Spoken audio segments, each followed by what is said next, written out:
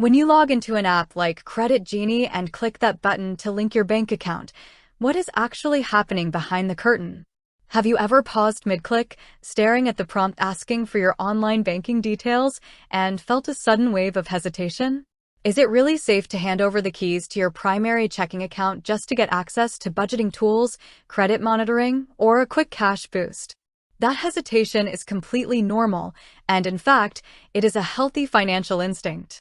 Millions of people interact with fintech platforms every single day, yet very few truly understand how bank integration works, why these apps require it, what risks are involved, and how you can protect your personal financial data while still enjoying the convenience of modern technology.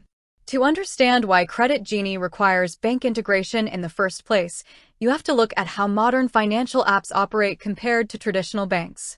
Traditional banks judge your financial health based almost entirely on your credit score, a three-digit number generated by credit bureaus that looks at your past borrowing history. But fintech platforms try to assess your current, real-time financial reality. They want to know if you have steady income, how much money is coming in, how much is going out, and whether you have enough of a cushion to handle small short-term advances or budget recommendations. To do that without making you upload dozens of PDF bank statements manually, they rely on automated bank integration. When you initiate this connection, Credit Genie does not actually log into your bank directly or store your personal username and password on its own servers. Instead, it uses a third-party financial data network, most commonly services like Plaid. Plaid acts as a secure digital bridge between your financial institution and the app. When you type in your bank credentials, you are entering them into an encrypted frame managed by the data aggregator, not the app itself. The aggregator verifies your identity with your bank, establishes an encrypted tokenized connection, and then passes read-only financial data back to the app.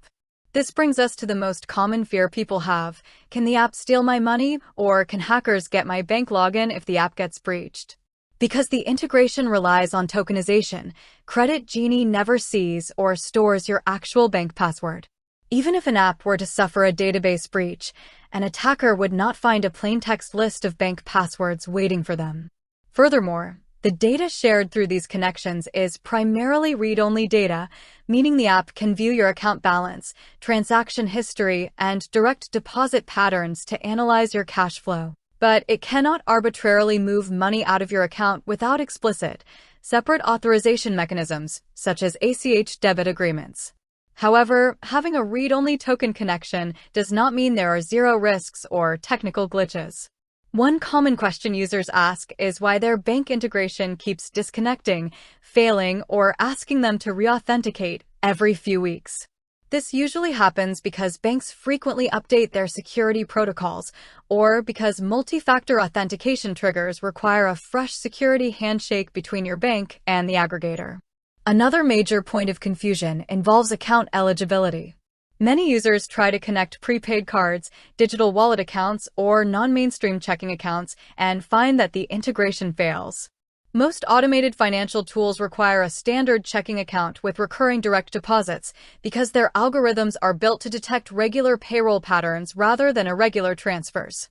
If the system cannot detect a consistent pay cycle, it may restrict features or deny cash advance requests entirely. So, how can you navigate bank integration safely and make sure you remain in complete control of your financial data? First, always verify that multi-factor authentication is enabled directly on your primary bank account so that even if a session token is refreshed, your bank alerts you instantly.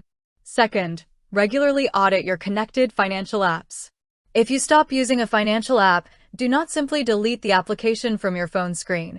Go into the app settings, manually disconnect or revoke your bank account access first, and if necessary, log into your primary bank's web portal under Security Settings to revoke permissions granted to third-party aggregators like Plaid.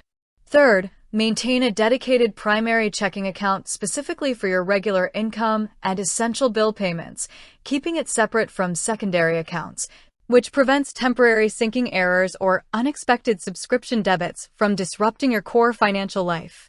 Understanding how these digital connections operate removes the mystery and fear surrounding bank integration, allowing you to leverage powerful modern financial tools with total confidence, security, and peace of mind. With that said, thanks for watching, and until next time.